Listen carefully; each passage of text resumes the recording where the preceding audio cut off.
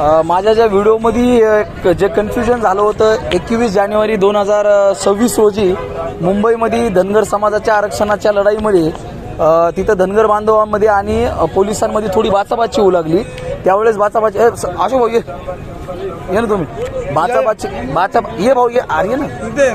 बाचाबाची होत असताना मी धनगर बांधवांना असं आवाहन केलं होतं की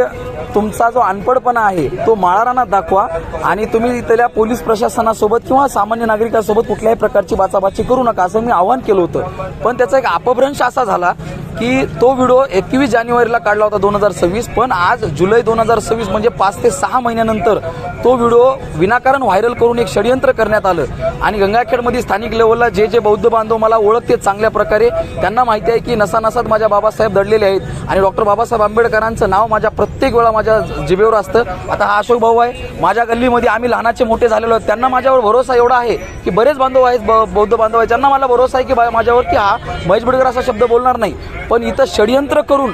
असं एक बाहेर अपभ्रंश काढण्यात आला की मी असा महार या जातीला उद्देशून काहीतरी चुकीचा शब्द बोलतोय आणि असा षडयंत्र रचून एक मला आज या ठिकाणी बाबासाहेबांच्या पुतळ्यापाशी जी मारहाण करण्यात आली त्या मारहाणीबद्दल माझ्यावर तर मारहाण केलीच आणि माझ्यावरच गंगाखेड पोलीस स्टेशनमध्ये अॅट्रॉसिटीचा गुन्हा दाखल केला। ह्याच्यामुळं आज डॉक्टर बाबासाहेब आंबेडकरांच्या पुतळ्यापाशी मी उभा टाकून पुन्हा बाबासाहेबांना त्रिवार अभिवादन करतोय आणि संपूर्ण महाराष्ट्रामधील जनतेला माझी एक विनंती आहे की त्या व्हिडिओला तुम्ही पुन्हा एकदा बघा आणि त्या व्हिडिओमध्ये जर तुम्हाला काही चुकीचं जर आढळत असेल तर याच बाबासाहेबाच्या चौकामध्ये मला तुम्ही फाशी द्या, मी फाशी शिक्षा मान्य करायला तयार आहे। पण जे बाबासाहेब म्हटले होते की 100 गुन्हेगार सुटले तरी काही अडचण नाही, पण एक बेगुन्ह्याला सजा मिळाली नाही पाहिजे। मी जो गुन्हा केलाच नाही त्या गुन्ह्याची सजा मला कशामुळे मिळाली असा प्रश्न संपूर्ण महाराष्ट्र आणि देशभरातील जगभरातील छत्रपती होळकर फुले शाहू आंबेडकरांच्या मावळ्याला आहे आणि ह्या प्रश्नाचं उत्तर मला तुम्ही बांधवांनो द्या। माझी जर चुकी असेल तुम्ही अजून त्या फॉरेन्सिक रिपोर्ट करा, सायबर सेलमध्ये तो व्हिडिओ चेक करा, त्याची डिकोडिंग करा आणि त्या व्हिडिओमध्ये जर माझा एखाद्या जातीवाचक शब्द असेल